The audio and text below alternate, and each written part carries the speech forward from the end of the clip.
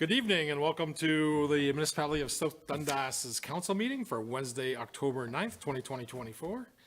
Welcome to the team, the staff, Gus, members, and everyone online watching. We'll start with item number one, call the meeting to order, and I have a motion, let it resolve that October 9th, the council meeting of the Municipality of South Dundas be opened at 5:59 p.m. Moved by Councillor Ward, seconded by Councillor Smith. All in favor? Carried. Item number two, confirmation of agenda. Any additions, deletion of amendments, or items to move from consent agenda? Clerk LeBrun. Thank you, Mayor Broad, and through you, we will be removing the Dion Ignite the Night snowshoe race. The delegation that was to be presented by Jill Parisian, there's been a change to the race itself, so he will not be here to present tonight. Very good. Any other items? Seeing none, I have a motion, let it resolve that the Council of Municipality of South Dundas approve the agenda as amended. Moved by Councillor Vino, seconded by Deputy Mayor St. Pierre. All in favor? Carried. Item number three, disclosure of pecuniary interest in the general nature thereof. Yes, Deputy Mayor. Yes, I just need to declare on bylaws 8A for the Mooresburg Golf Course as I sit on the current board. Very good. Any other disclosure of pecuniary interests? Okay. Seeing none, we'll move to item number four, meeting to consider. So we will start with the 4A, the Zero and Partial Realignment Engineers Report. And Monica from Shade Group, I see, is here. Thank Welcome. you, Mr. Mayor. So good evening. My name is Monica Shade, and I'm a drainage engineer with Shade Group, Inc. I was appointed by the Township of South Dundas to prepare an engineer's report under Section 78.5 of the Drainage Act for the realignment of a section of the Zeron Drain. The appointment was to retroactively adopt a realignment that had already been constructed. So tonight's presentation, oh, we lost our deputy clerk.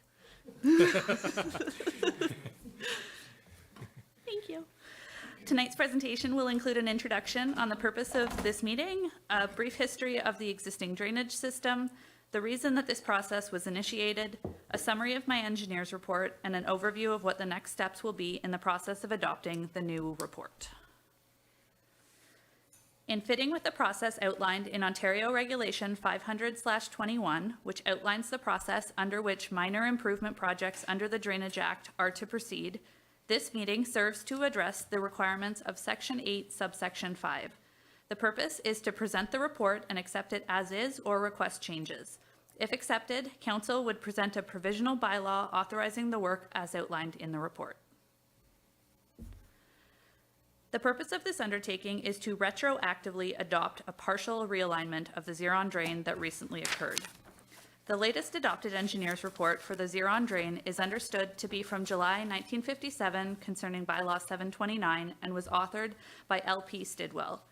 The realignment works also impact the G. Castleman branch report, for which the governing report is from 1976 and was authored by Stidwell and Associates Limited. The G. Castleman branch is described as serving part of lots 7 and 8, concession 8, geographic township of Matilda, while the Zeron Drain is described as serving lots 2 through 8, concession 2 and 3, part of lot 6, concession 3, geographic township of Matilda. So the realignment of the Zeron Drain occurred on lands adjacent to Flag Road, between Zeron Road and Rowena Road. So this map shows the Zeron Drain in blue, the previous alignment of the Zeron Drain in gray, and the new alignment in red.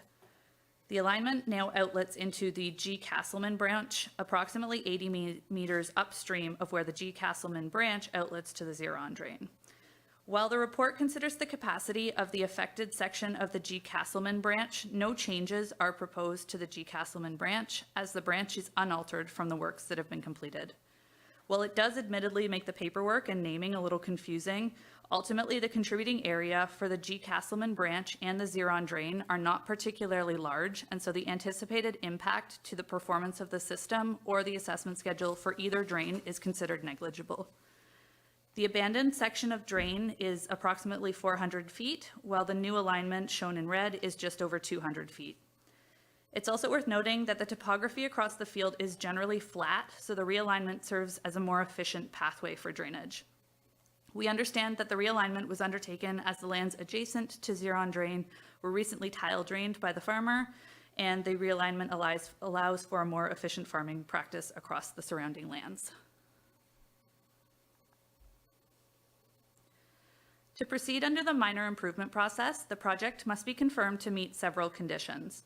There are 7 conditions in total, all of which were reviewed prior to and during the undertaking of this report to confirm that the project conformed with the limitations as set out by this section of the Act. The project was confirmed to generally comply with the necessary conditions, and a summary of how the conditions are met has been included within the engineer's report. An engineer's report was prepared in accordance with the guidelines of the Ontario Ministry of Agriculture, Food and Agribusiness, and included the various highlights as shown on this slide. The report includes a brief summary of the history of the drain, how the project meets with the conditions under Ontario Regulation 500/21, a review of the realignment for impacts to capacity and erosion, reference that the previous alignment is to be abandoned, how the municipality is to deal with future maintenance, and a summary of all associated costs. All costs associated with the realignment, including construction, permitting, and the engineering fees, are to be paid for by the initiating landowner. The project was circulated to both South Nation Conservation Authority and Fisheries and Oceans Canada for review and comment. Fisheries and Oceans Canada, often referred to DFO, formerly Department of Fisheries and Oceans, reviews projects for aquatic impacts and impacts that the project may have on aquatic species or their habitat. They regulate such measures under the Fisheries Act. A letter of advice was received indicating that as the project is not anticipated to cause harm to fish or fish habitat, the project did not require fisheries authorization. The letter has been included within the report. South Nation Conservation Authority regulates watercourses under the Conservation Authorities Act and requires permits for works impacting watercourses. They conducted a review of the work specifically as it relates to flooding and erosion and issued a permit for the initial construction works. A copy of the permit is also found within the engineer's report. Shade Group maintained an open line of communication throughout the project with both the township's drainage superintendent, and Chris operated as the primary communicator with the landowner. Concurrent to this, for the submission for permits, the report was also submitted to the initiating landowner so that they could provide input at such a time, ask questions, express concerns, all prior to the formal submission of the report. Following the completion of this presentation, Council will allow the initiating landowner an opportunity to provide input and ask questions. Council may then decide to either send the report back for revisions or adopt the report as submitted. Following a decision to proceed, the report would be provisionally adopted by bylaw and there would be an opportunity for appeals. Following the appeals period, the project can proceed to construction works. Through discussions with the township's drainage superintendent, it is understood that the township will oversee the hiring of a contractor with all construction fees as necessary to be billed back to the initiating landowner. Construction is anticipated to be limited to the implementation of erosion and sediment control measures and minor improvements to the side slopes. So that concludes my presentation for the proposed minor improvement, and I will pass it back to council. Thank you very much, Monica. Any questions, comments from the council team, or any questions in general? Deputy Mayor? Yeah, thank you, Mayor Broad. This is just more of a technical question, more curiosity on your settlement area that you create just before it hits the other drain. Do we have to clean that out every 10 years or every 20 years, or what's the process of doing that? Well, Superintendent St. Denis? sorry, through you, Mr. Mayor. Yeah, any drain could require maintenance every 5 years, 10 years, 20 years, depending on the soil type and whatnot. So subsequent, so then do we just monitor that on a annual basis or a biannual basis just to see how much settlement actually occurs in these basins? Yeah, so in the proposed construction, there will be some sediment control measures and they will be monitored for the near future. Yeah, but I'm just sorry, specifically on this settlement area, it looks like it's a permanent one, right? Am I reading this right? That you got a little bit of a channel that dips down and it's called a settlement area? You're referring to the sediment basin? Yeah, the sediment basin. Yeah, so the sediment basin it's a form of an erosion control measure or Correct. sediment control measure. typically they're left there because they're overdug, right? You have an opportunity for it to fill with sediment rather Correct. than filling the rest of the channel. They're not generally monitored all Okay. that closely. They're dealt with that you reinstate them when you do regular maintenance on your channel. Okay, that's what I was Okay, just yeah. technically just wondering about Perfect. that. Thank you. Yeah. Very good. Okay, any other comments, questions? Counselor Smith? Yeah, through you, Mayor Broad. So just to clarify, so the landowner is going to be responsible for paying for the installation of that sediment area, plus if there's any riprap or anything needed on any of the corners or anything like that. Is that correct? Yeah, through you, Mr. Mayor. Yes, it is correct. In this process, he has actually submitted an application to council and they have approved it. That application is also him agreeing to pay for any and all costs associated with the whole project. Okay, so they are aware that there's more that's going to be needed. Yes, they Yeah, are. okay. Yeah. All right. Very good. Thank you, Counselor. Any others? Seeing none, thank you very much, Monica. Okay, we'll move to item number 5A, adoption of minutes. I have a motion, let it resolve that the minutes of the following meeting be adopted as presented, September 25th, regular meeting. Moved by Counselor Smith, seconded by Deputy Mayor St. Pierre. All in favor? Carried. Okay, delegation 6A, the Youth Wellness Hub. So we have Michael Laviolette and Caitlin Provocal with us tonight. And I apologize if I've misspoke. Thank you very much for being with us tonight. I'll try to master this technology. Hi, Mr. Mayor, members of council, and staff members and members of the public. My name is Michel. That part was correct from the Youth Wellness Hub. I'm the supervisor, and with me is Caitlin Provençal. So that's the French in us that comes out. So. Thank you for that. No worries. So since I'm obviously the youngest in the duo, I'll be the one doing the speaking, and Caitlin is sort of my expert in the field that's with me tonight, and she'll be there to support with any questions.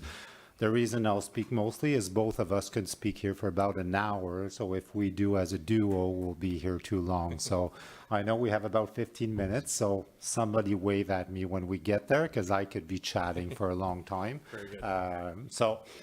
What is the Youth Wellness Hub? That's the main goal for us here today.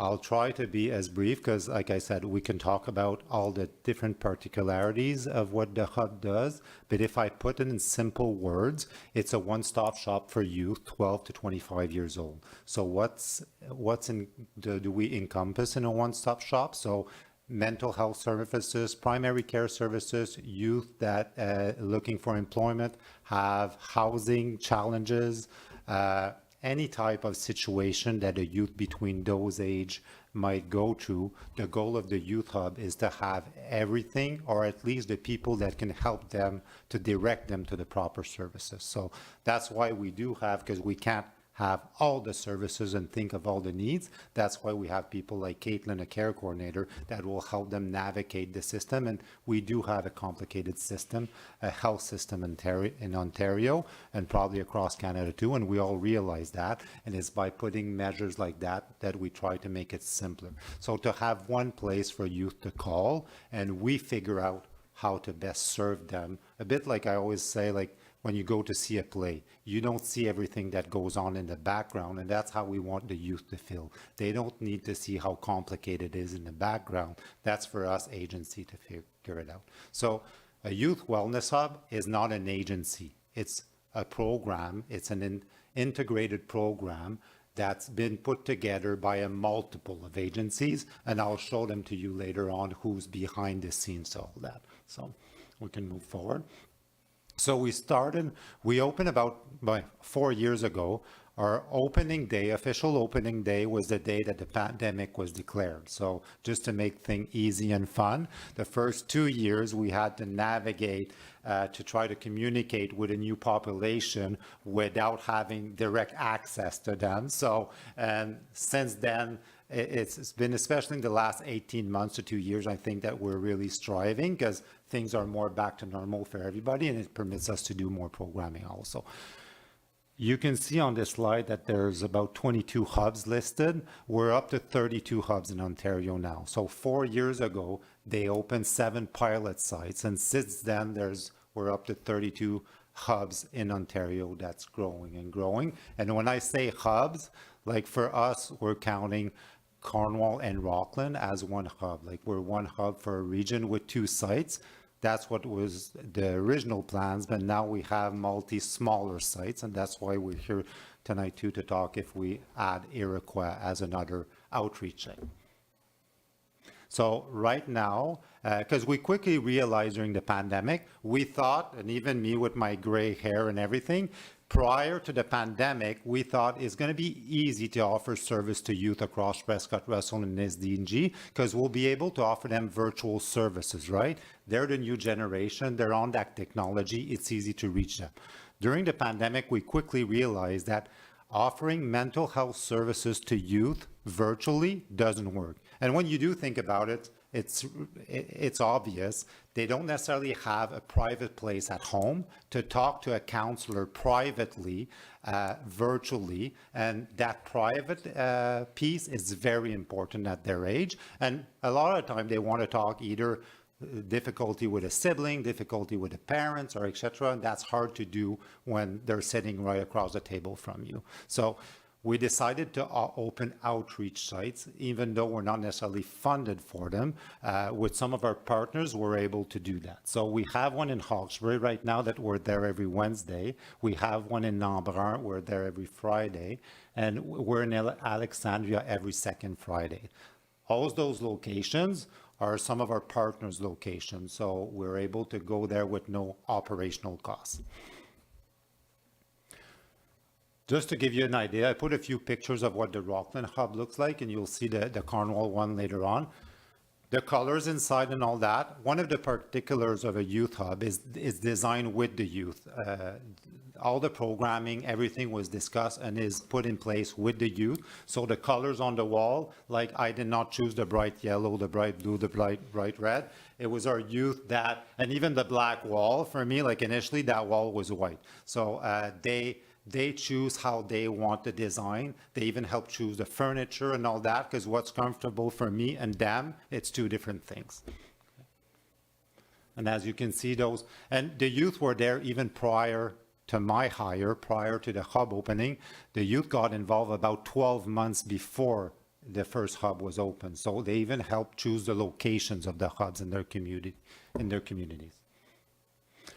Another particular is we have peer support workers. So we have youth that has been through the system, went to service, know the anxiety that and the stress to go get services, to ask for help, and they're there to sort of accompany other youth that are coming in. So all youth coming to the hub will be greeted by one of those peer support. They got training to work with youth. They're not counselors, they're not therapists. They're there to have an ear to listen to them. And sometimes a youth doesn't need therapy. He needs somebody to talk about his bad day, that has confidence, that won't share that information with everybody else, and that can at the same time see the different red flags that they do need to bring it to a counselor, and they have that team behind them. Our hub team is pretty small and pretty big at the same time. So I'll explain the big and the small. So the small one is that we have a small budget to hire staff on top of it. So we do have 2 mental health therapists, which is Emily and Alexi, and we have 2 care coordinators that are Caitlin, that's here with me, and Nima. So Alexi and Caitlin works more Cornwall and SDG, and Emily and Nima will do more Rockland and Prescott Russell. The big part of the team is with all the partners. With all the partners that are giving in-kind staff, we have about 24 different counselors that come to work in the hub at different times during the week. So all the hub partners are there, and I might be missing a few. The 4 main ones that compose our shared leadership that sort of act as our board of directors is the Cornwall Community Hospital, the Hawkesbury General Hospital, Valoris of Prescott Russell, and the Centre de Santé Communautaire de l'Estrie. So those 4 were chosen by all the other partners to be the shared leadership. And the way our alliance work that act as our board of directors, we have also 4 parents / members of the public that sits with those 4 directors of agency. And we have 4 youth, 2 from the Rockland area and 2 from the Cornwall area. And they act as our board of directors to help guide us in the day-to-day decision. So this is an example of our monthly calendar that we put in Rockland. So every day we're open, we do have mental health services. The other services are on different days, and they're already always advertised on internet, social media, etc. And we do try to have a recreational activity with there. Even though our primary mandate is services, it's important for youth, like the social aspect and the interaction for youth is very important for their mental health. So it's important for us to integrate it in there. And we try our best to integrate also recreation activities with psychoeducation components to it. So to a mix of both. This is just to give you an idea. There are descriptions in the back of the calendar. I won't read through all that, don't worry, but it's accessible to you guys if you need to get more info. I put a few stats. I have no idea how I am for time, but I'm trying to talk as fast as I can. So please, I'm good, perfect. So I put a few stats. I won't go through all the numbers. They are there for you. However, just to give you an idea, this was from last fiscal. I do have those numbers on a month-to-month basis. If you do want more information on numbers afterwards, feel free to Melissa and Dave to send the question to me. It'd be my pleasure to send more info on stats. Like, it's amazing the amount of stats we have on our population. That's an advantage to work closely with CAMH, which is the provincial lead of this project across Ontario. They're really strong on stats reporting, etc. So I have access of a lot of numbers on our population. So last year at the Cornwall Hub, we had 988 visits, and those ones are for one-on-one visits. So youth that came for either counseling, to see the nurse practitioner, etc., which is counted separately for youth that come for different recreation activities. When I say visits, it's not individual youth. Some youth can come for 6 different appointments, and some will come only for 1. So total unique youth on the Cornwall side was 491. I won't read the Rockland one, but it's there if you want to look at it. The average visit per month is 82. We saw 227 new youth that came in, so it was their first time during that year that they came in for services, because we offer either 1 session therapy or brief therapy. Brief therapy is between 6 to 8 sessions. If a youth needs longer support, and a lot of them do, sadly, then they'll be referred to one of our partnering agencies who offer the more long-term care. That's the way we work together as a team. So, however, if they're on a wait list for 6 to 8 months, which happen often, the youth can still come for services at the hub, which we help them to at least stay stable until they get the proper mental health services that they need. So, oh, can you just go back for a second? I just want to pay attention to number 7, which is our skills and well-being activities. So all the recreation activity. Those numbers are combined Rockland and Cornwall, but we had 2,560 youth that came from different groups and activities during last year. Thanks. So the needs address, as you can see, the majority are for mental health, and sometimes they come and see the nurse practitioner, but it's because they need information on medication, etc. It's still for mental health purposes. Sexual health, interpersonal relationships, so that's our top 3 pretty much that we see. But as you see, there's a ton of other issues that they come to the hub for. I'll skip over the Rockland piece, but the numbers are pretty similar in percentage. Service providers, about 50% come and see a mental health counselor, and about 40% the nurse practitioner. Honestly, it used to be about 50-50 between those two, close 49-49.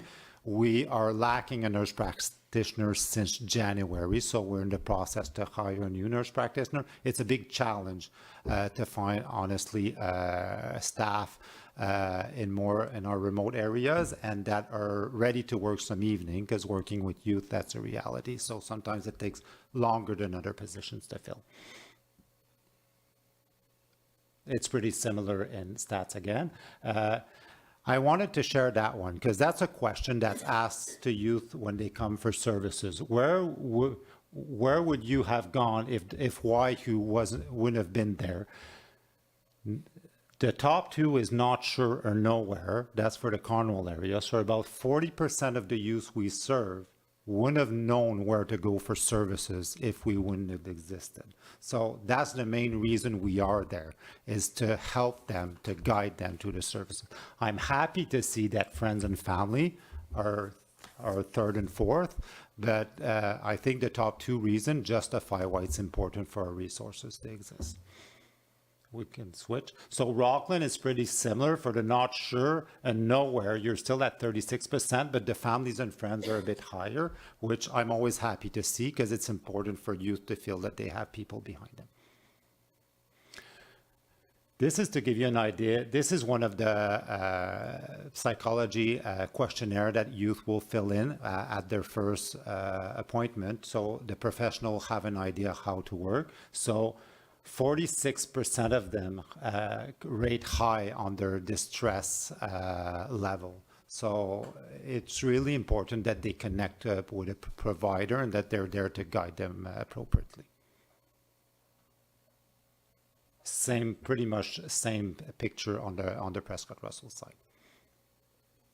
Age of visit, to give you an idea. So about between the 15 to 17 group age is 39% of our population. Both communities are pretty similar. And the reality is that we have close relationships with the high school most of the time and the school counselor. But as you can see, all the age group will come to the hub for the services. They're all around the 20%. Same thing for almost the same picture on the Rockland side. Did I do good? Thanks. You didn't let Caitlin speak at all. No. She's used to that, yeah.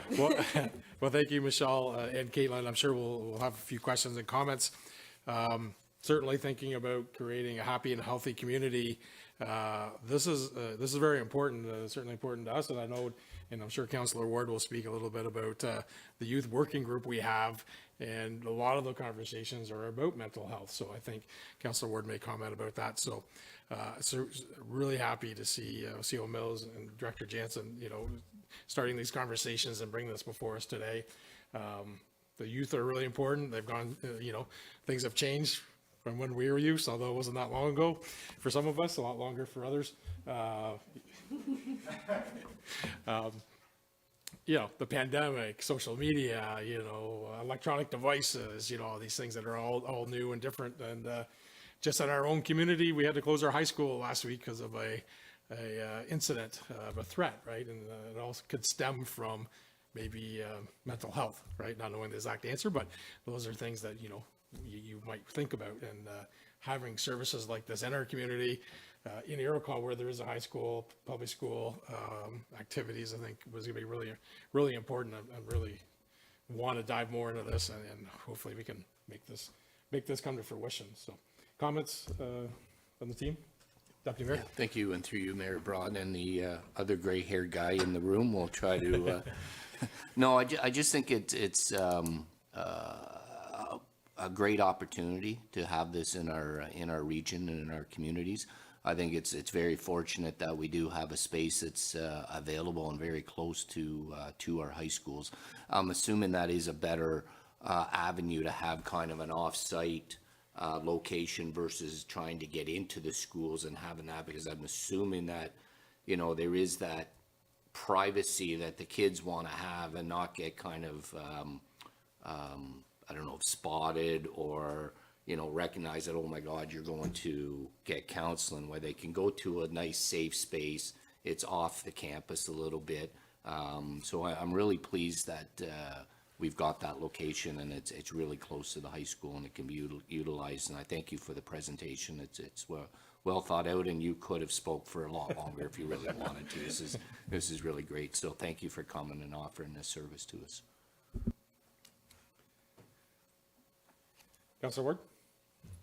Yeah, thanks, Mayor. So this is something that I'm really excited to see. And I thank you, Director Jansen and Melissa. I think Melissa's over there Yes, Melissa, somewhere, yes, yeah. yes, Melissa too, Melissa yes, sits on the yes. committee with us as well, and, you know, she's been a good champion for this. We listen to our youth that are on the committee talk about this frequently and talk about their friends that are struggling as well.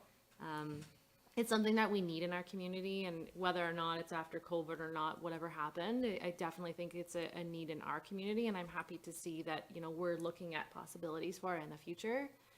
As a parent myself, I also am very excited. I'm sure there will be other parents in our community that are going to be equally as excited, because sometimes you just don't know what to do, and this is a great opportunity for them to get some help.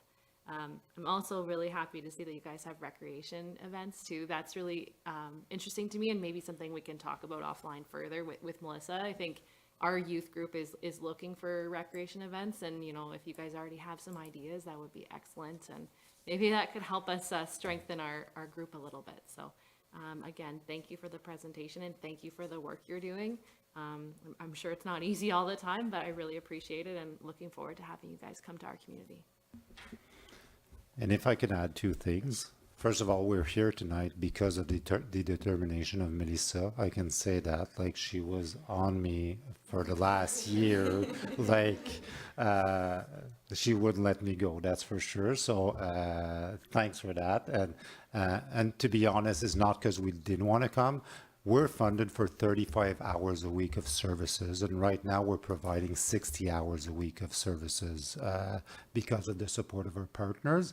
And we'd be happy to offer 200 hours a week of services if we can. So that's why I said to Melissa and Dave, like, slowly but surely, definitely we will get there and be able to offer better services to all SDNG infrastructure for sure. But I just wanted to give kudos to Melissa for the work she did behind the scene. Councillor Ward? Right. I would like to ask an additional question, and maybe this is a takeaway for staff. If we could look at, so I understand your funding comes from your other funding agencies that tie into you.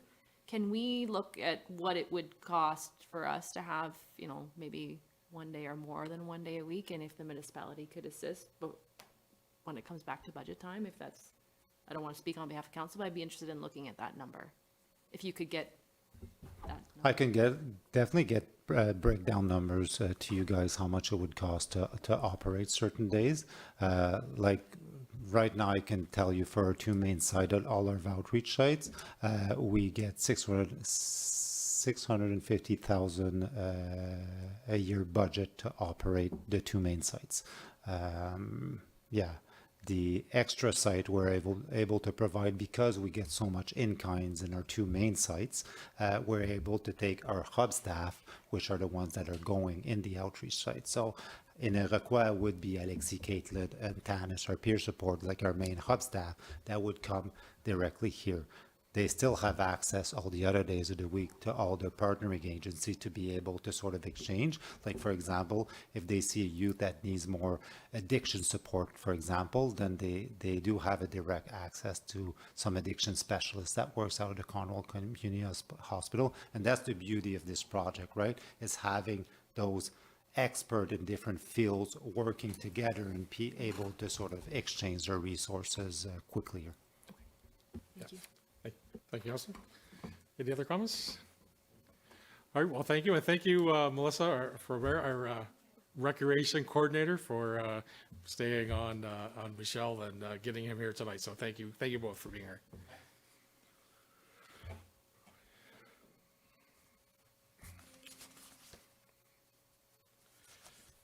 Okay, we'll move into action requests. PF 2024-15, Senior Fitness Facility and Insurance, Director of Parks, Recreation Facilities, David Jansen. Yeah, so thank you, Mayor Broad. So this is just a follow-up to our discussion that we had at the last meeting. This is mostly just the formality of the motion that we were looking for at the end of the meeting last time. So if council has any further questions to anything in the report, I'm happy to answer them. Very good, and it's agreed upon. The motion is that the Council of South Dundas accept report PF 2024-15 to waive the facility rental fee for senior fitness program within South Dundas, and that the insurance costs for the program be allocated to the 2024 grants and budget donations. Any questions or comments? Oh, well, very good. I have a motion to accept that. Councillor Ward, seconded by Councillor Vino. All in favor? Carried. Thank you, Director Jansen. On a 7B, PF 2024-16, Youth Wellness Hub Satellite Location, 5 College Street. Dr. Jansen. So thank you, Mayor Broad. So as you guys just heard throughout the delegation today, staff have been working hard with the Youth Wellness Hub out of Cornwall and looking at the opportunity of a outreach site. I will say we may not have started with an outreach site. I'll echo a little bit of what Michelle said. And Melissa started this back in 2021, 2022. The opportunity to get 8 more sites came out in the province from provincial funding. And rather than going out to Cornwall, Melissa started, we should get our own. And then she hit me with what we all need to do to get there. And from there, I'll let Melissa go through some of the steps that we've gone to get here today, some of the partnerships that we'll need, and some of the need in the community. So from there, I'll let Melissa speak to that. Yeah, so this actually started with one of our youth working group members. Her name's Harneet. She actually proposed a youth wellness project in South Dundas. So through some research, I discovered the Youth Wellness Hub that operated out of Cornwall. And I thought, well, how come we don't have one of those here? So like David said, I initially wanted my own, of course, dream big. But then through talking through with Tim and some of the other staff members, it came to my attention that those resources in Cornwall were actually for all of SD&G. And then I asked, well, where's the Dundas and the SD&G? So I connected with Mikkel, and like he said, I bugged him a lot about why are you not on the side of SD&G. We met with him. We went to the Cornwall site with staff members. They did a presentation just like this for us. And then through that, he did talk about staffing and budget. And then he kind of ghosted me for a little bit. And then I kept reaching out, and finally, and actually to other board members as well on the Youth Wellness Hub. And finally, through their hiring process, they were ready to offer resources here. So when they came back with that to us, we connected with the high school, and then the high school also had a transition of staff. So we had to reconnect with them with the new principal. When we met with the new principal at Seaway, he welcomed the program with open arms. Even the vice principal was very enthusiastic. They see the need in the school. They know that they have several kids in the school that are on wait lists waiting for services. And like he said, the wait lists are very long. And through that waiting, it can turn into crisis. And that's what we're looking to prevent by having this resource here, them connecting with the kids and giving them that guidance in the process of waiting on the wait list. So preventative care mixed with recreation, my passion, and it just seemed to be the right fit. Thank you, Melissa. So just to continue on to that a little bit into the report in front of you today, I did outline some of the information about the integrated youth hub. I won't regurgitate most of what Michelle already said. My only joke I had written down was that I really want an adult integrated youth hub because I don't like having to book all my appointments separately. Outside of that, I think the net benefits to the community are clear. Like at the end of the day, these are services that we currently don't have in South Dundas. It's the Youth Wellness Hub directly across the street from the high school. Everything comes together really well. We talk to the educators in the school, and I couldn't put myself in the shoes of an educator right now when you have a kid in crisis coming to you and you don't have a solution really available to them without sending them to Cornwall, CHEO, or something like that. So to have something at their doorstep, I think they were very excited for. Even, they're starting at a satellite location. Yes, it's going to be bi-weekly offset with Hawkesbury, but that's our foot in the door. And you heard it from Michelle today, like they're open to offering more services, and they talk about all their partners that they have. And I was excited to have the opportunity to try and get South Dundas on that partnership list. And that's sort of what we're looking at doing here is we want to get our name on that partnership list. He spoke to the fact that all the outreach centers exist because of in-kind donations.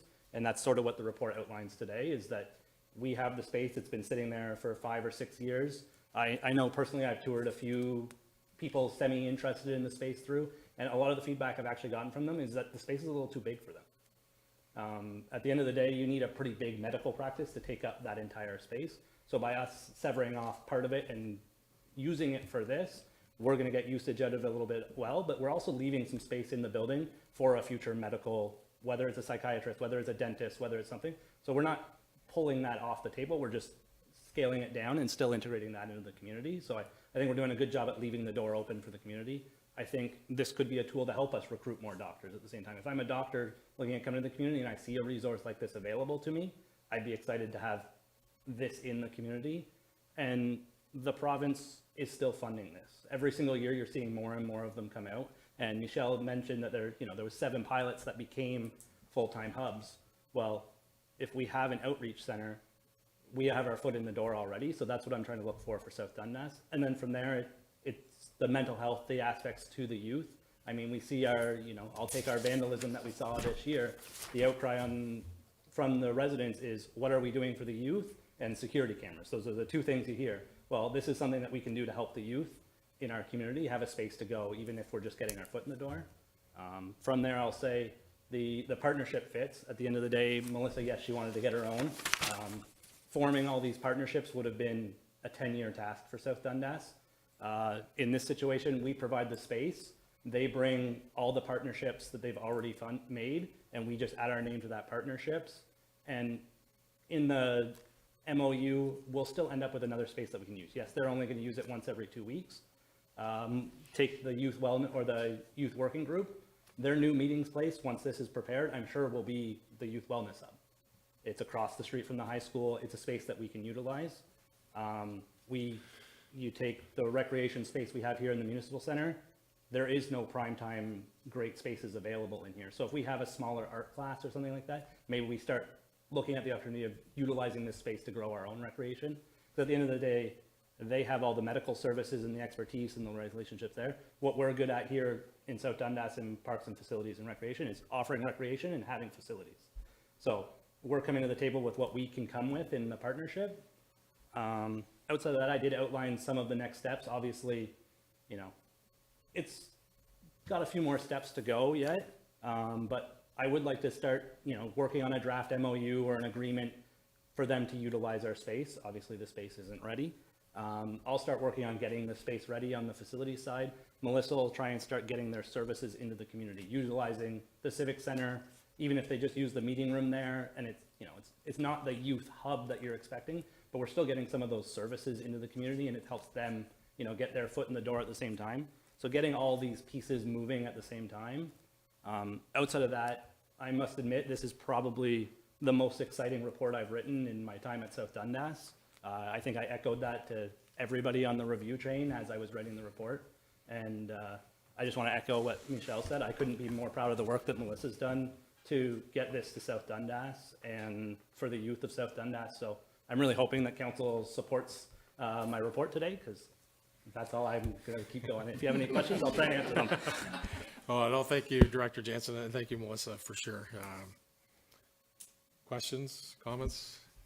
Deputy Mayor? Yeah, thank you to you, Mayor Broad. And I know I didn't say it, but congratulations on this. I think this is a good win for us. I think this is a good win for the youth wellness, to be quite frank with you. It's a little win for us, but it's more of a win for them. So congratulations and thank you for all the hard work. I like the formula where they come and we're providing a lot of in-kind services. Yes, we've got some upgrades and some work that we're going to do with our own current facility, but that was stuff that we were already slated to do regardless at some point in time. But just on the theme of what Councillor was saying about a little bit of the funding, I think what we should do, and it's always hard for lower tier municipalities to fund social programs because we've got such a small umbrella that we can actually fund on our own services that we provide in the level of services. But one of the things that we can really do is is work with the wellness group and be an advocate for provincial funding and continuous provincial funding. I know we meet with sorry, I was just gonna say MPP, but the Honorable Nolan Quinn, and, you know, he is a direct tie with colleges and university, and which is still youth, majority of them are still youth. So we just need to continuously be an advocate and to ensure that it's in their forefront and that, you know, this continues to be provincially funded. And hopefully it doesn't go by the wayside, as unfortunately, and I don't want to bash anybody, but unfortunately, sometimes that's what happens with funding. You know, federal government will bring it down to download it to the provincial government, and then they'll do it for so long, and all of a sudden they want the municipal government to fund some. So we just got to be an advocate for it and continue. But yeah, congratulations and thank you. I think this is well needed. Unfortunately, it's well needed, but it is well needed in our community, so thank you. Councillor Smith?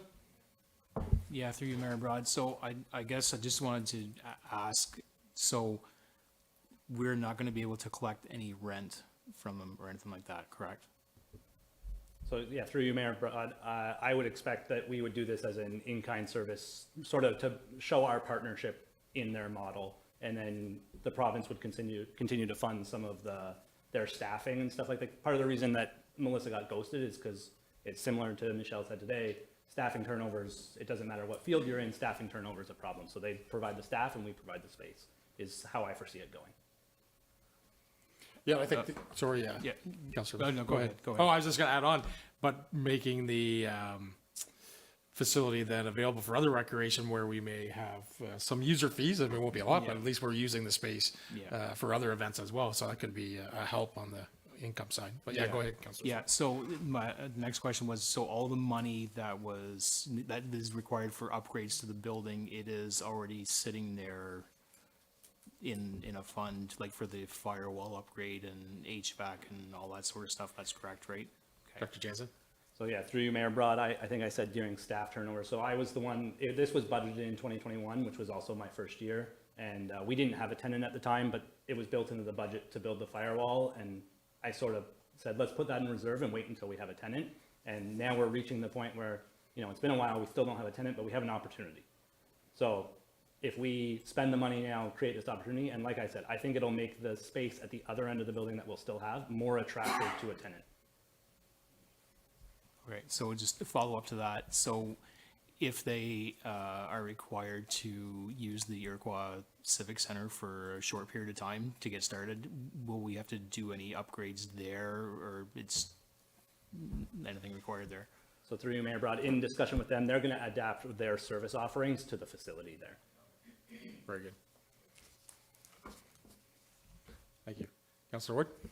So, thank you, Mayor Brad. So this is probably one of the most exciting reports that I've ever read, as well as a counselor. So David, I'm glad that you think it's the best one you've ever written, because it is really exciting. I guess what I wanted to talk about is that, you know, like being on the youth committee, this is something that, like, congratulations, Melissa. This is awesome. I'm really happy to see this. I know the youth committee is going to be ecstatic to see this. I really hope that maybe that the next meeting we'll have some good attendance and you can tell them that it's coming or there's something in the works. I think that will be really well received. But I guess what I wanted to say is, we talked about how we wanted to promote community building, and we talked about, last council meeting, we talked about the seniors fitness, okay, and how we're going to offer that for free and how we're helping the seniors. I see this the same way for the youth, right? And I understand your point, Deputy Mayor, about provincial funding, and that is a provincial funding model. However, I do strongly feel too that we do have a role as a community to help our youth when we need to. Unfortunately, provincial funding, as much as we can push for it, doesn't always come through, but you're absolutely right. We can continue to do so. And to your point, Mayor Broad, I absolutely love the idea of also using the space for other programming to maybe offset those costs. And perhaps we can use that model instead. I think just having a space for youth, whether it's for mental health or a drop-in rec, like you want to come see a movie on a Friday night, or you want to have a birthday, have a birthday party. I don't know if kids do that anymore, but just a space, right? They don't have a space right now. And I think we've heard from the community multiple times, even during election, like that was something that they really wanted. And I'm really happy to see that we're using a building that we do not use right now for something that's actually a positive experience in our community. So Thank you, David. Thank you, Melissa. And I'm really excited for this. So if you need anything, you just let me know. Very good. And thank you, councilors. Thank you, Deputy. Also, we've struck a committee at the county level about social funding, and I'm going to add this to the agenda as a conversation point for sure of all the other social things we're going to be talking about. So as it's already in Alexandria, which is in SDNG as well. So I think they'll have interest as well. Any other comments or questions? Okay, so I have a motion that council accepts PF 2020-16 report to support in principle to partner and enter an agreement with Champlain Region Youth Wellness Hub for an outreach site in the municipality of South Dundas, including use of the Iroquois Civic Center as a temporary location. And the staff proceed with architectural, mechanical, electrical upgrades to the facility at 5 College Street in Iroquois to accommodate the wellness hub utilizing funding from the Recreation Facilities Reserve. Moved by Councillor Ward, seconded by Deputy Mayor St. Pierre. All in favor? Carried. Thank you very much. Excellent. 7C, FS 2024-07 Annual Financial Auditor, 2024, Treasurer Stewart. Welcome, Thank- Julie. Through you, Mayor Broad. Tonight, we're asking that council accept this report to extend the auditing services to MNP for the 2024 fiscal year end. The municipality had contracted MNP for the last 5 years. They had original the contract 2019 to 2021, and we did extend it for the 2022 and 2023 year. So it's kind of nice to have that history with them, and makes the file a little bit easier for them and us.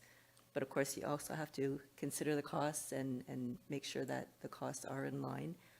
So I did do some research on that as well, speaking to other like municipalities and as well as neighboring municipalities, and the fees do seem comparable. We're right in the range with everyone else. So, nice to see, even though they are going up, of course, right?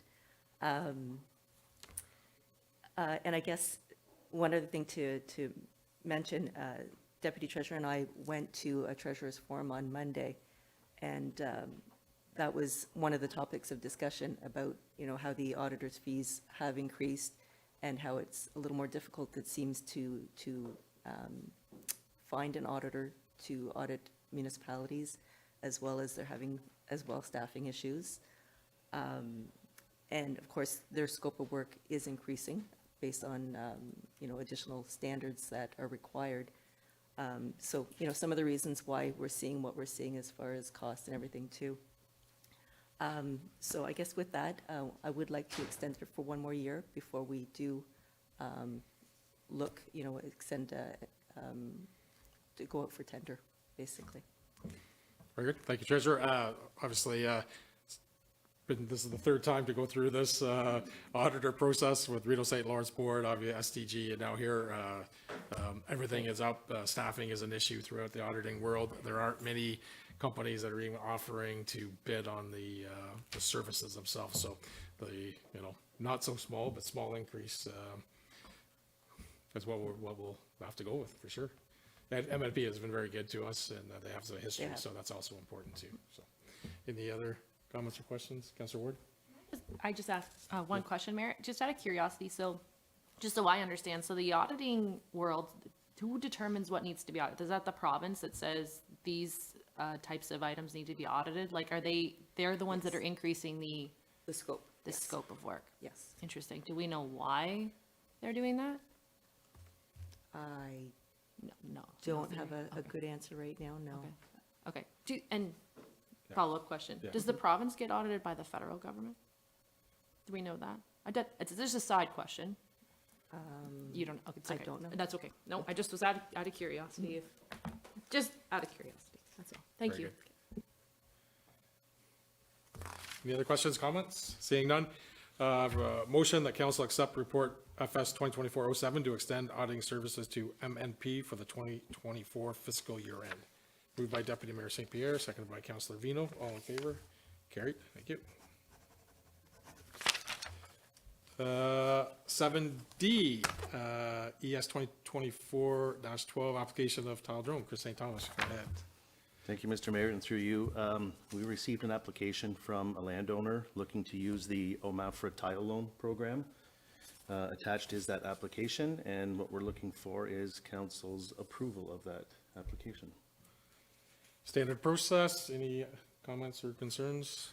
Seeing none, I have a motion that council approve the application for the tile loan from Newt Dairies Incorporated in the amount of $50,000 for the property described as part lot 8-9 concession 7, former geographic township of Williamsburg, now the municipality of South Dundas. Moved by Councillor Smith, seconded by Councillor Ward. All in favor?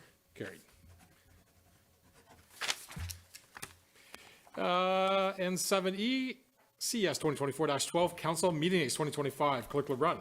Thank you, Mayor Broad, and to the rest of council. It's hard to believe that we're already planning for 2025, but we like to get a head start on things here. So before you is a report, we've attached a tentative or, a council meeting schedule for council to review. We did, between Mayor Broad, CEO Mills, and myself, working around conferences, Graduation. there's certain dates that we've chosen to avoid, but you'll see the schedule in front of you. If council approves the schedule, we'll publish it on our website, of course. And just keep in mind, if any of these dates need to be changed in the future, we have a provision, our procedural bylaw, that we can give notice and we can change dates. So nothing is necessarily set in stone. Council will always have that ability to change dates if something comes up midway through the year. One of the other things that I'm recommending is to do a procedural bylaw update, to make an amendment. There's a little bit of wording in there that's been updated. We're no longer doing Monday meetings, we're doing Wednesdays. It doesn't necessarily fall on the first and fourth day of the month, so I just want to kind of change some wording in there, and I can bring that back at a future meeting. But if there's any other changes council wish to see on the procedural bylaw, I'm certainly open to that feedback, but the report's before you and happy to answer any questions. Yeah, just further comments. The budget dates are evening meetings on January 13th and the 15th, evening meetings if necessary. So full day is already scheduled in December to get us kick-started, and then the 2 evenings, 13, 15. Then the conferences, and like Clerk LeBrun said, we kind of moved around the first, second, third, fourth based on the conferences, and then trying not to be back-to-back or be too long in between. So, but we did keep on the Wednesday trail, and think about graduation and some other holidays that are incorporated. Any questions or thoughts on the calendar? Like Clerk LeBrun said, if there's a date comes up that's totally inefficient or something changes, we can always bring that back. Okay. So I have a motion that council approve and accept the 2025 council meeting schedule as presented in the report CS 2024-12, and the council directs staff to update the procedural bylaw 2024-48 to include amendments at future council meetings. Moved by Councillor Ward, seconded by Deputy Mayor St. Pierre. All in favor? Carried. Bylaws. So we'll kick off with 8A, 2024-67 Community Improvement Plan Grant Agreement, Morseburg Golf Course, acting Communications and Economic Development Officer, Tia Fraser Dupuy. Thank you, and through you, Mayor Broad. At the September 4th council meeting, council did approve the recommendation from the Community Improvement Plan Review Committee to approve the $20,000 commercial building loan for the Morseburg Golf Course. So this is just to a bylaw to enter into agreement with them for that loan. Questions, comments? All right, seeing none, I have a motion that bylaw 2024-67 being a bylaw to enter into a community improvement plan agreement with the Morseburg Golf Course Inc. be read and passed in open council, signed and sealed. Moved by Councillor Ward, seconded by Councillor Vino. All in favor? Carried.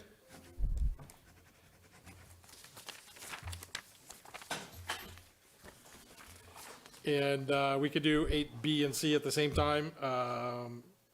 2024-68 Community Improvement Plan for the Morseburg Plumbing and Heating, 2024-69 Community Improvement Plan for H&I County Country Supply. Ms. Dupuy. Thank you. So this is the same concept. At the September 4th meeting, council had approved the recommendation for the grant funds for H&I and Morseburg Plumbing. So this is just to enter into an agreement with those businesses.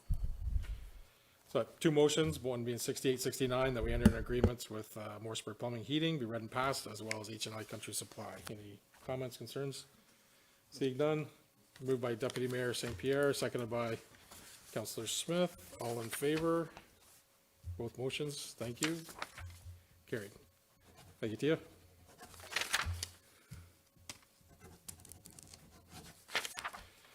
Okay, 8D, 2024-70 OPG Access License Agreement for Marietown.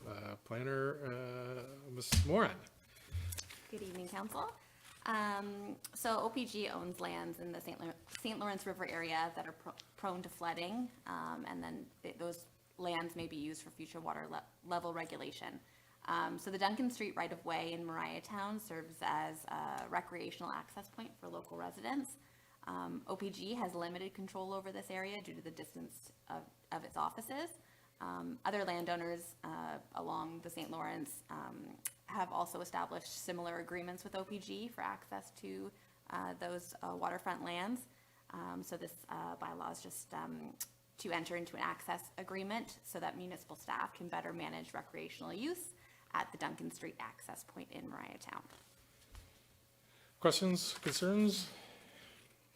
Seeing none, I have a motion that Council of the Municipality of South Dundas direct staff to prepare the necessary documents to enter in an access agreement with Ontario Power Generation concerning the use of waterfront lands located within our jurisdiction identified in the report. Moved by Councillor Ward, seconded by Deputy Mayor St. Pierre. All in favor? Carried. Thank you, Stephanie.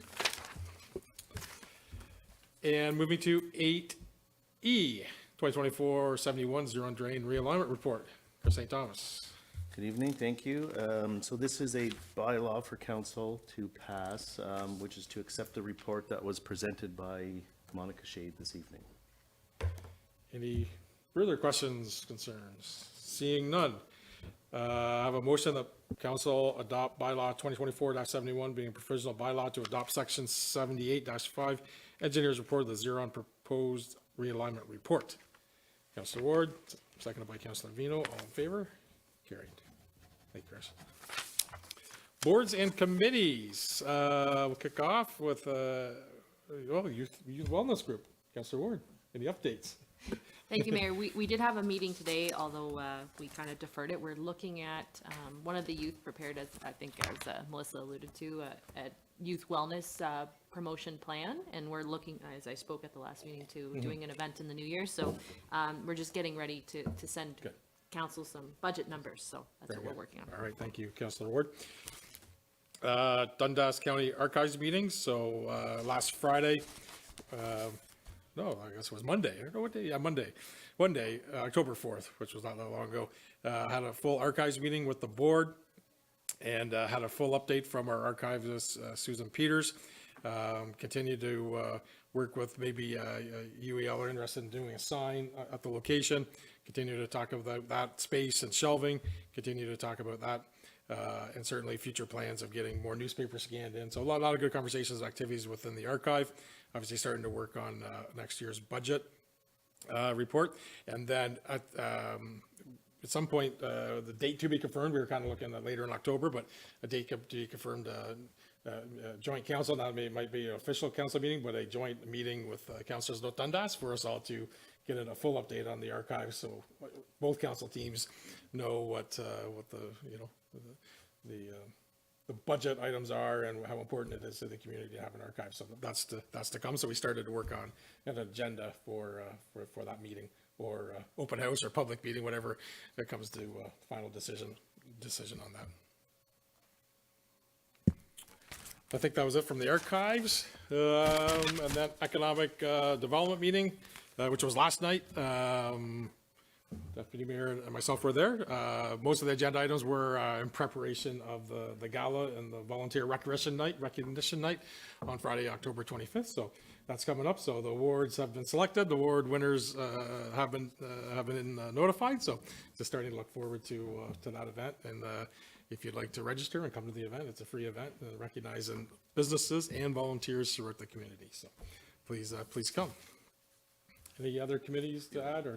Just maybe the pop-up tent for the parade, Santa, did we happen to mention that, did Mr. Jansen to keep? Oh, yeah, so there is, Director Jansen, there is gonna be a request that maybe the Lions Club, and I say maybe because it hasn't come officially, they might want to use one of the pop-up shops to take Santa Claus pictures.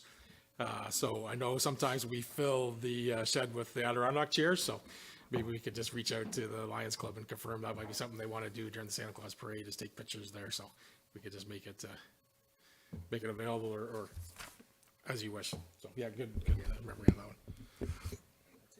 Yeah, okay. Very good. Under consent agenda, we have the resolution from Tay Valley Township on public sector salary disclosures. Under B, resolution, Regional Municipality of Waterloo, solve the crisis. C, resolution, City of Kitchener, rent evictions, safe and adequate housing. 10D, resolution, Township of Brock, rideshare services. And E, resolution, Town of Parry Sound, support of AMCTO's call to update the Municipal Elections Act. I do have a motion to, here it is. All the items listed on the consent agenda be adopted as presented. Moved by Councillor Smith, seconded by Councillor Ward. All in favor? Carried.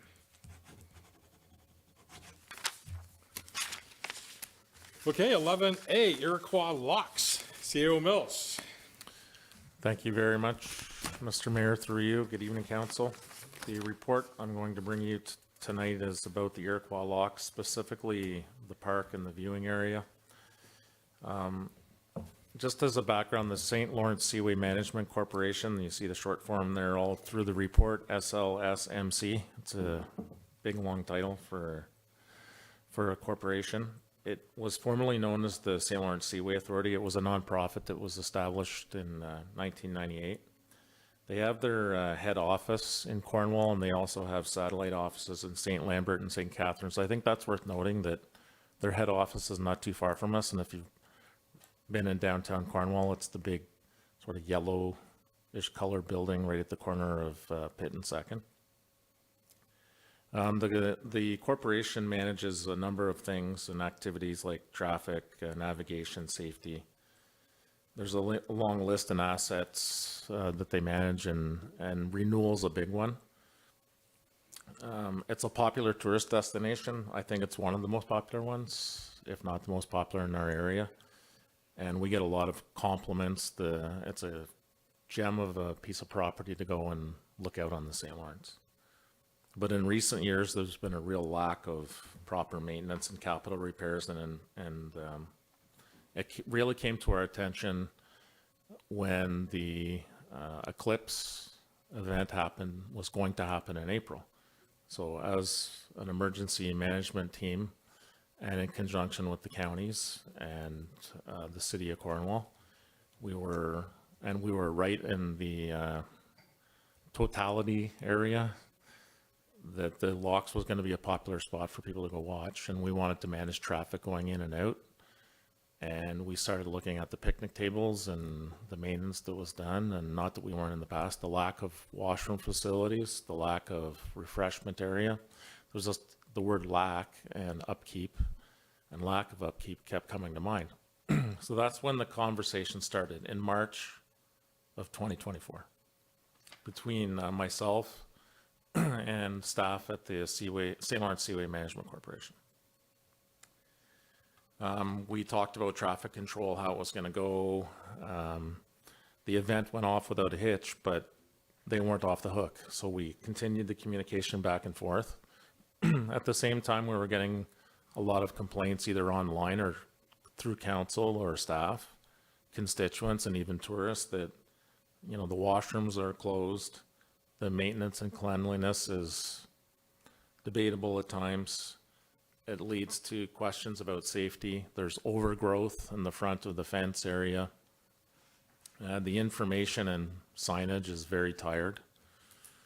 And the lack of food and drink vendor on site that you'd think, you come from out of town, you drive right past our businesses in Iroquois, past the The plaza, you take a nice little drive up top, and right away, if you weren't aware, or you'd been there a few years prior, that you were expecting to see an ice cream stand or to buy a drink or something. In good faith, we were going back and forth by email, and that's also the advantage of email, I guess, in writing a letter and going back and forth, is we have record of going back and forth as administration, and we tried to keep it at the administrative level. You want to work with your partners, and that's what we did. So attached to the report are a number of documents. One was came on August 23rd after the communication back and forth, was the Iroquois Lock Park Action Plan. It's light on words and even lighter on details. It talks about short, medium, and long term. Of note is to establish and sign an agreement to transfer the management and operation of the park and all buildings to a new partner. It wasn't established who that partner was, but from talking to the corporation, it was mentioned about St. Lawrence Parks Commission. I made the connection between them, and they've yet to reach out, and that's been months. So we talk regularly to the administration at St. Lawrence Parks Commission. So all the way along, we've been in good faith communicating, and then back, there's been a lack of communication. So that's the action plan, which is an inaction plan to this point. We also, with Mayor Broad, Director Jansen, and I met with MP Duncan, because it's a federal corporation. And we toured the park with MP Duncan, and of course he wasn't impressed either. And we did ask him for his help behind the scenes, recognizing that if we make this and take this to a political level, sometimes it either can slow things down, or it can get into a back and forth publicly, and you don't want to embarrass anyone. But at the same time, we're the ones, as council, administration, staff, constituents, and even the tourists, that are quite frankly embarrassed by the state of the park and the viewing area, given what decades ago this community gave to the Seaway and the federal government. So there was a letter that was jointly written to the president, and CAO is new, Jim Athanasiou, hope I pronounced that right, from Mayor Broad and MP Duncan, respectfully. It was on September 5th. We then got a letter back from the president on September 13, recognizing that there were problems and inviting us to a staff appreciation barbecue on September 23rd, which we did attend. We met staff. We mentioned that we also had property to the east of the locks that potentially we would have for sale. So we were asking questions about, you know, if we wanted to sell the property or what we consider on the property. We assured that we would be put in contact with the real estate division at that time. We met communications folks there. We met operational folks. There are a number of members of the local community, or certainly in SDNG, that work for the locks, and they're proud employees, I would say, but I'm not sure that they're proud of the condition. It was downplayed a little bit, but we were assured we were going to get some results and that they would get back to us. To this point, they have not, despite all of the communication and the letters back and forth. I did write an email back to the president thanking for the coming down for a visit to the locks, and Mayor Broad and I certainly appreciated the opportunity to talk. We updated MP Duncan on that, the meeting. When we didn't hear anything back, again, I reached out to the Vice President of External Affairs, who I had the initial conversation with, mentioning that we didn't see him at the meeting, but we would like to get in contact with the real estate division that was promised, and that has not happened to date either. It's a bit complicated and a puzzle here, but what then happened is we got a report which is attached back which is questions that were put forth by MP Duncan. And what was noted was the total lack of investment in the last 8 years. It shows $2,000 on ongoing maintenance and $5,000 for holding the tank pump out. And of note, I think I noted in there that I have a typo 2024, but it's 2019, since it hasn't been operational. The capital project for the new washrooms in 2017. And really, there's just a total lack of response despite all the communication. So what I want to assure council is that on the administrative side, we're trying to keep it administrative. We don't want it to, you don't want items like this to become political, but at this point, the recommendation from administration is we have no choice. We do have the support of MP Duncan. We've brought it to MPP and now Minister, the Honorable Minister Quinn's attention, and anybody else. But in the end, we're the ones who answer as to why the Iroquois locks are not kept up in good condition. The fence is rusty. It's overgrown. The signage is poor. The picnic tables are not in great shape. And not only could we attract more tourists, we want, you know, and naturally people gravitate towards the river and they want to see the ships go through. But think of the events that we could hold there if it was in much better shape, or there was a commitment on the behalf of the St. Lawrence Seaway Management Corporation to do something. I don't know what else to say. No. I'll turn it to you, Mr. Mayor, Sure, because I no, know thank- you've been in the know all the way along. We've been working behind the scenes together on this file, and now we're bringing it to council and then to the public eye. Yeah, no, certainly. I thank you, Samuel Mills, for all the hard work, and it's true, we talk about this on a weekly basis, is where we at, what's the next step, where are we communicating to, and, you know, from when the start of the eclipse and then the feedback we were getting on the condition of the locks, either in person through our system or through social media, was incredible, and most people assumed we owned it, and when we do not. It's the federal government owns it, and we really need, you know, the corporation is to advocate for the community to have the locks in good viewing station, that is, in good condition. It doesn't have to be elaborate, and it doesn't have to be, you know, a $1 million showcase, but at least what we have needs to be kept at a base condition that's usable.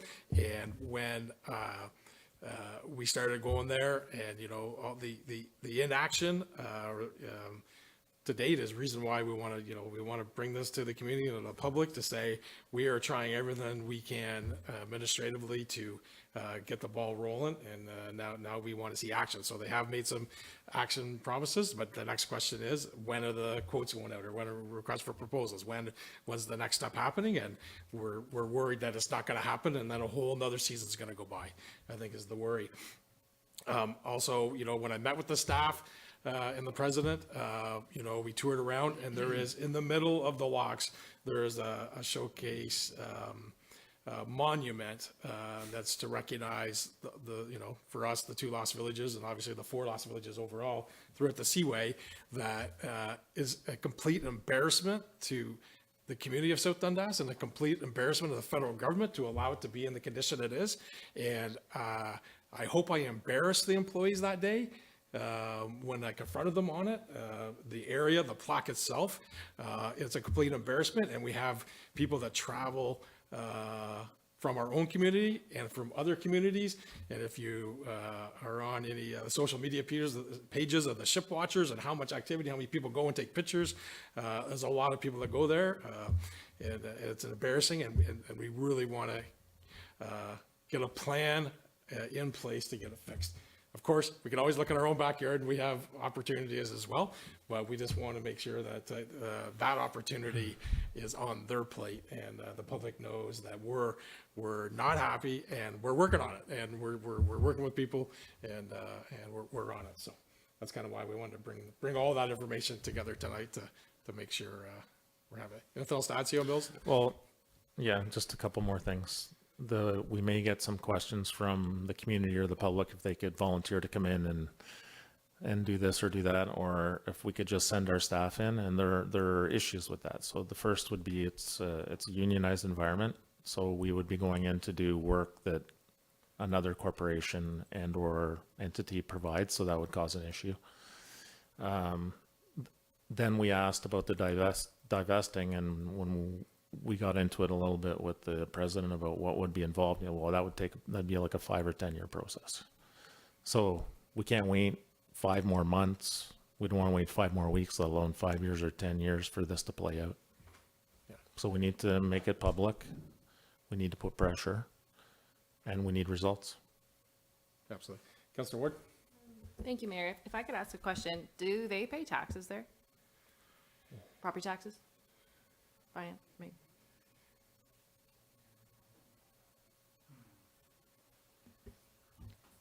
Through you, Mayor Broad, we'll have to look into what it is, if it's PIL or, what, They would pay what some. revenue comes in. So they would pay, they have a property tax account, I would guess then. There would be a roll number for it. So my question to staff is this a property standards issue? Do we just issue a property standards notification? And if they don't follow it, then we send a company in to do it? Too bad, so sad. If you're not going to do the work, as far as I'm concerned, it's like every other property in South Dundas. So through you, Mr. Mayor, we can look into that and come back with a report. Great question. Great question. Yeah. Yeah. Have you heard comments? Yeah, it is a great question, and you know what they say, if you assume, it makes a, out of you and me. But I'm gonna suggest they probably have a jurisdiction over our bylaws and whatnot anyways, but I hope not. But, no, I agree. I mean, I appreciate all the effort. It is, when I go touring around, whether it's down east or out west in Canada, you can go to a lot of viewing spots and that it's well maintained. Maybe it doesn't have the ice cream shop or a place to have something to eat, but they take pride in their facilities, and the tourists take pride of stopping and enjoying what's there, right? And I agree. I mean, I don't know how many times I've went and seen a ship through the locks, and the grass is as high as the fence on the other side, and it's deplorable. So I think we do need to keep the pressure on it. I like this avenue of the way we're doing it. I mentioned that to you before, that I think this is the appropriate avenue. It's not just going out to the mass media and social media or anything like that. I hate doing stuff like that, to be quite frank with you.